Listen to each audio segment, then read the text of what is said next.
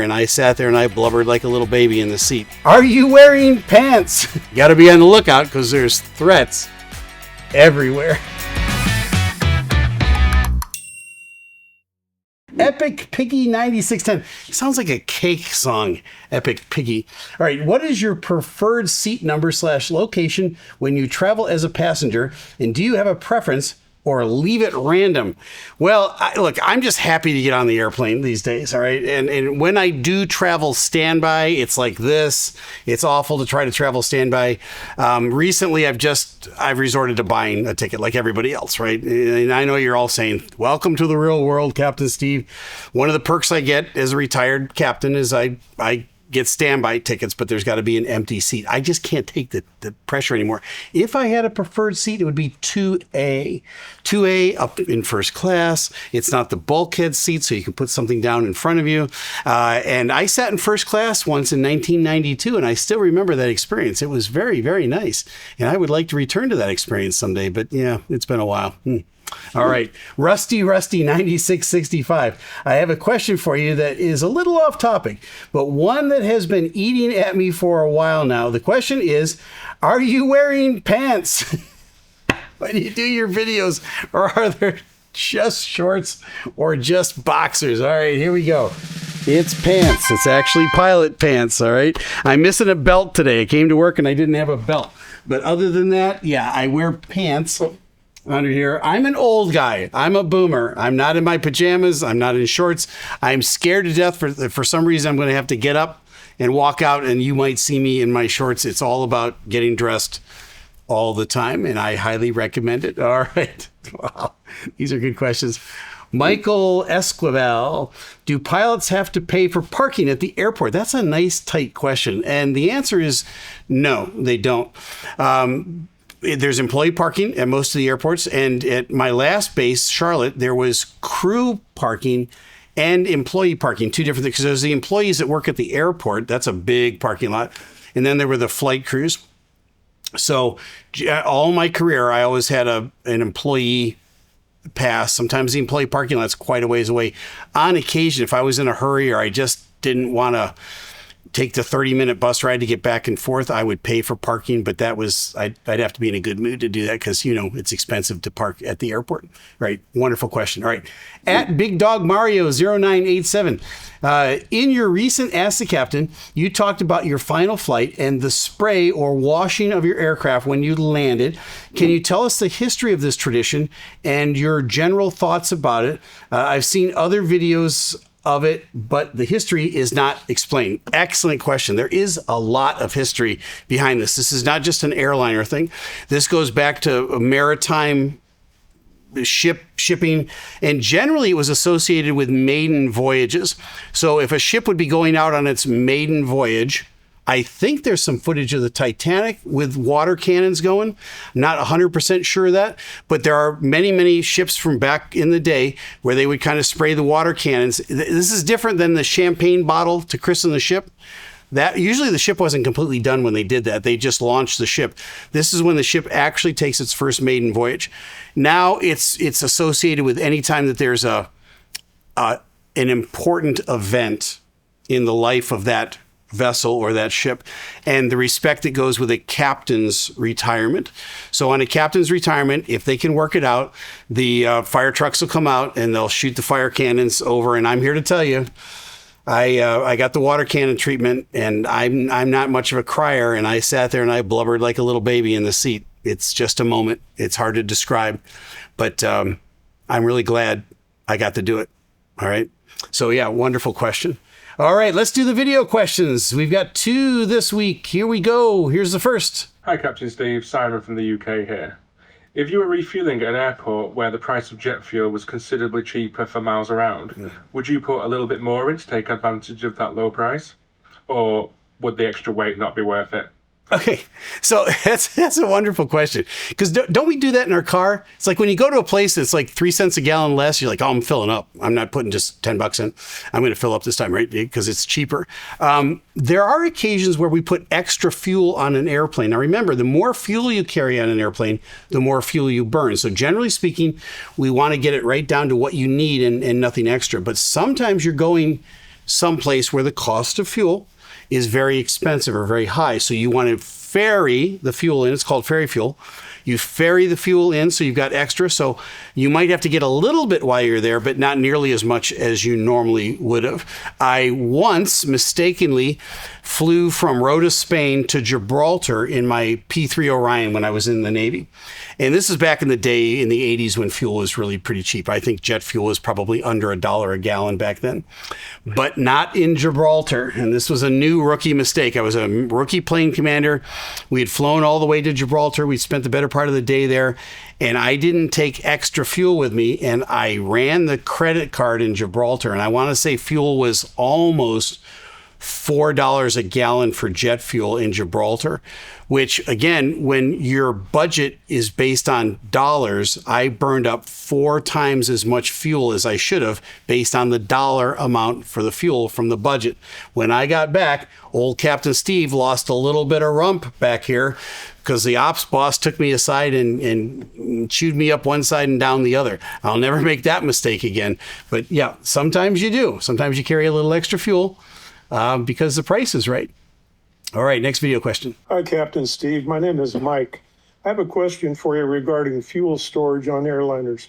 Is fuel only stored in the wing tanks, or is there storage tanks in the fuselage itself? I know that tankers for military purposes have fuel storage in the fuselage, but I was curious about what they do on commercial planes as far as additional fuel storage beyond the wings. Okay, yeah.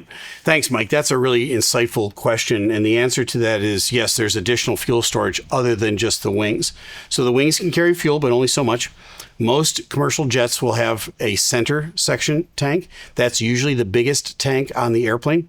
That's the one we burn out of first. And then you begin to burn out of the fuel tanks after, or the wing tanks after that. Many old commercial airliners had a second life as Air Force tankers. The DC-10 became the KC-10, and then the 707 became the KC-135.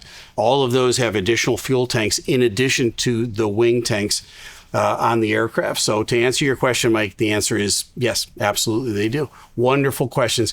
Keep those video questions coming in. Give me your name, keep them nice and tight. Remember to make it vertical, and you might be on the next episode of Ask the Captain. At Kansas Aviation, it is to my understanding that you are allowed to jump seat as a crew member. However, can you still do this if you wish? I think you're talking about in retirement. Is there anything neat that you still have within your airline, such as discounts or upgrades like you might before you retired? Yeah, there are some things. I can't jump seat anymore. As soon as I was forced to retire at age 65, which is an archaic ageist law and ought to be stricken from the books. It's ridiculous that a pilot at the height of their career in good health that passes all their physicals has to be forced to retire. There's no reason for it. But I also lost the jump seat at that time because I'm not an active pilot with an active ID and an employee number. Now, there are some things that I held on to. I still have standby flights that I can do. I went from one tier to one tier below because I'm a retiree. All right, fair enough. I probably got more flexibility in my schedule than somebody else, and I'm not an active employee anymore. Okay, that's fine. I'm glad to have the standby option. And there's some discounts and things that the company works out for you that where you can go to their website and you can still get in on those things. So yeah, there are still some perks. And yeah, it works out. All right. Mike Funk, what is the current rule about how much time between bottle and throttle? Do you have a beverage of choice? That's two different questions. So he's asking about alcoholic beverages and how much time between the last consumption of an alcoholic beverage and when you're legal to fly. It depends on what country you're in. There's a lot of factors that go into it. Here's a general rule of thumb. Most places it's about 12 hours. I think there's some contingencies where it could be 8 hours from bottle to throttle. And bottle to throttle doesn't mean the last drink to when you're pushing up power to go down the runway. Bottle to throttle just rhymes. And so bottle to throttle would be when you sign in for work and when you last had that last drink. And again, it's based on a rough general category. You should be ready at any time to have to go through a breathalyzer test. Only once in my entire career did I get a breathalyzer before I got in an airplane, and that was over in France, in Paris. We were coming down to the jet one day, and there's a whole table set up for us with a couple of police officers and some agents there, and they said, if you don't mind, we're going to take a breathalyzer, and everybody on the crew got breathalyzed, and I blew 0.0, and I was off to work. So, yeah, they do follow up on those things. Generally speaking, it's after the flight that they would check for something like that. Do I have a beverage of choice? Yeah, I'm a Diet Coke guy. I like Diet Coke. I don't want to hear about it in the comments. I don't want your lectures. All right, I'm a grown man. I can choose to die the way I want to. And Diet Coke is my beverage of choice. All right, at SMFFEB58. Did you ever have a volcano erupt from under the runway on takeoff, or had to avoid a tsunami on a coastal airport, or any other natural disasters? This has got to be a 9-year-old boy that's asking this question. I can picture a kid going, Captain Steeeve, did you ever have a volcano erupt while you were going down the runway, or a tsunami come in? Oh, I'm here to tell you, Mr. 58, all the time. I'm here to tell you, it is a disaster out there. Can't tell you the number of times a volcano just erupts at the end of the runway. Oh my word. You got to be on the lookout because there's threats everywhere. All right. Well, at any rate, yeah, it happens all the time. You heard it here first. All right. Last question. Juliet Deadman. All right. One quick question. Does Captain Steeeve play the trumpet? My trumpet player husband insists that Captain Steeeve has trumpet chops. This is a tough one. Last Ask the Captain, I divulged my military call sign, and I kind of regret doing that. The answer to this is yes, I did play the trumpet for a very short career. 3 weeks I played the trumpet, okay? Now, I've got a book. In the book, Captain Steeve's 13 Rules for Life, there's a chapter in here that is entitled, When It Comes to Math, Just Follow Your Heart. It's not about math.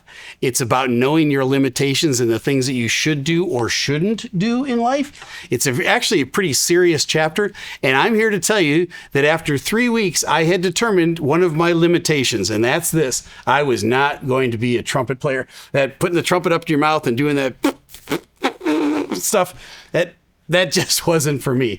But it did take me a whole 3 weeks to realize that, and a lot of calluses on the lips. It just wasn't my thing. Am I a trumpet player now? No, not by any estimation. Do I enjoy trumpets? Love them. All right. Great questions. I love these questions this week. They were fun. They were lively. I hope you enjoyed the answers. Send in some more. Don't forget those video questions. Look for the link to this book in the description below. You're going to love it. It's got all 5-star reviews on Amazon. People are really enjoying this read. Check it out down below, and you might be on the next episode of Ask the Captain. Boy, did we have a lot of great questions this time. If you're looking for another episode or two with some fabulous questions, check out one of these 2 episodes of Ask the Captain.